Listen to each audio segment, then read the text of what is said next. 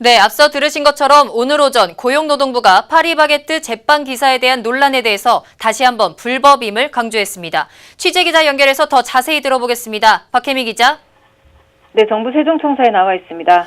네, 파리바게뜨 제빵 기사에 대한 불법 파견 논란이 정치권으로까지 번지고 있는데요. 오늘 이성기 고용부 차관이 긴급 브리핑을 열고 입장을 밝혔다고요? 네, 우선 고용부는 이번 파리바게뜨 근로감독에 대한 형평성 논란을 일축했습니다. 이 차관은 이번 근로감독이 언론과 국회 등에서 문제가 제기돼 실시한 수시 감독이었고 그 결과 본사 차원에서 SNS 등을 통해 인사와 노무 등 전반적인 관리를 해온 사실이 드러났다고 밝혔습니다. 이 같은 본사의 노무 개입은 불법 파견이며 실질적인 근로관계가 성립되는 만큼 제빵기사 등 5,378명은 직접 고용하는 게 맞다는 겁니다. 이에 따라 파리바게뜨는 고용부가 공문을 보내면 25일 이내에 직접 고용을 해야 합니다. 다만 이 차관은 사측이 대안을 제시해 온다면 법률에 위배되는지 여부를 검토한 뒤 논의하고 합당한 사유가 있다면 기간을 연장할 수 있다고 밝혀 대화와 타협의 가능성은 열어뒀습니다.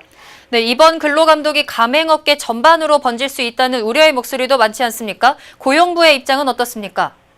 네, 이 차관은 이번 근로감독과 시정지시는 파리바게뜨의 법 위반에 국한된 것이라고 말했습니다.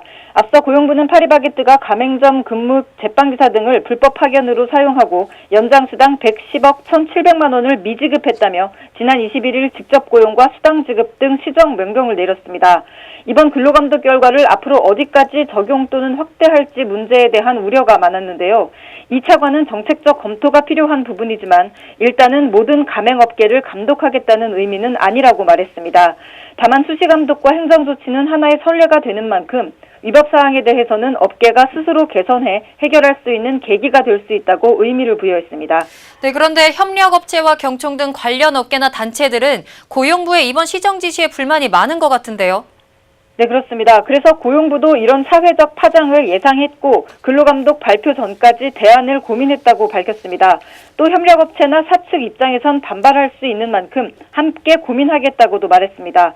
다만 협력업체의 역할은 연장근로나 휴가 신청 승인에 그쳐 파견법상 사용 사업주로 볼 정도의 지휘나 명령을 했다고 보기 어렵고 가맹점주들도 마찬가지로 연장근로 요청 등 미미한 역할만 수행한 것으로 판단했습니다. 따라서 제빵기사들은 사실상 본사가 전반적으로 관리하고 노무감독까지 했기 때문에 직접 고용해야 한다는 겁니다. 다만 이 과정에서 누구와 계약을 할지는 당사자인 노동자들의 의사가 가장 중요하다고 덧붙였습니다.